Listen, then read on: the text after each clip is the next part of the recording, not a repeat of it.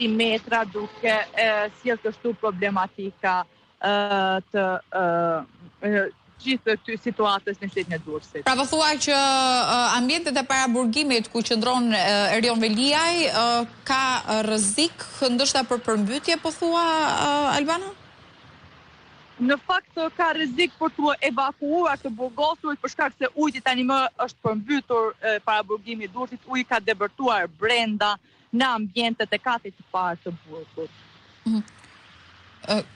Pra, janë marrë masa për evakuimin, është duke u punuar për diçka të tillë, se është më rëndësishme kjo, duke qenë se janë eksponent shumë të rëndësishëm të politikës, të cilët janë duke vuajtur dënimin e tyre atje.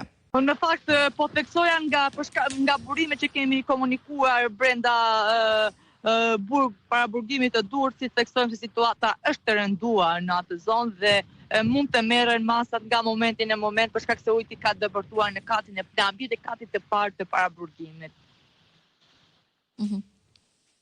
E qartë, por nuk e kemi një informacion zyrtar. Pra, këto janë të marra në rrugë konfidenciale, nuk ka diçka konkrete që ndoshta i është komunikuar nga ana institucionit në fjalë.